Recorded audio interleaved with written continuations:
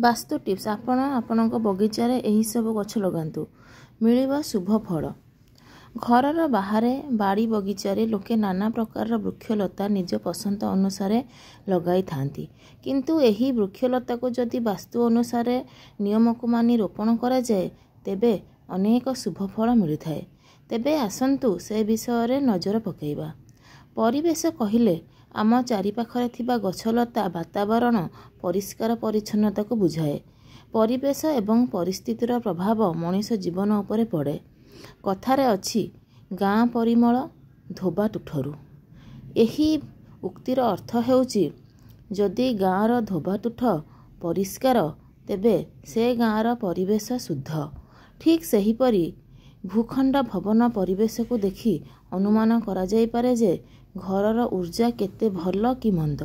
आमे बास करुथिबा भवनर निर्माण दिग रास्ता परिवेश वृक्षलता वातावरण पड़ोशी मानक अवस्था एवं जीवन यापन तथा एथिरे पंचतत्वर समावेश आम उपरे प्रभाव पकाई थाए।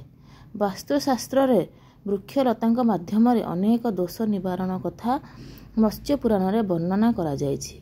एही वृक्षलता को बगीचारे लगाइबा सहित औषध प्रस्तुत करी अनेक समस्या को समाधान करा जाय थाए। घरर बाहरे बाड़ी बगीचारे लोके नाना प्रकार वृक्षलता निज पसंद अनुसार लगाई थांती, किंतु एही वृक्षलता को जदि वास्तु अनुसार नियम को मानि रोपण करा जाए तेबे अनेक शुभ फल मिलता है। तेबे आसंतु से विषय नजर पकेइबा। गृहर पाखरे कंटा थिबा गछ पियाशाल गछ महुली गछ बरकोली गछ लगाइबे नाही।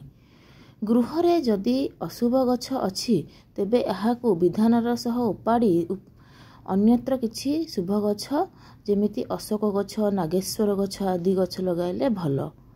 घर बगीचारे चंपा गोलाप डालिंब तुलसी बेल अपराजिता नड़िया भृंगराज अंगूर आदि निज सुविधा हिसाब रे लगाइबा गृह परिवेश पई शुभ। श्मशान देवालय उईहुंका युक्त वृक्ष आश्रम रे बढ़िथिबा गछ चड़क मारिथिबा वृक्ष तोफान रे गली पड़िथिबा वृक्ष महु फेणा थिबा वृक्षर काठ घर तैयारी रे लगाइबा ठीक नुहे। घर भितरे मनी प्लांट गछ लगाले एहाको पूर्व उत्तर बा ईशान्य कोण जहाको कहा जाए सेठी आपण मनी प्लांट गछ को रखि परिबे।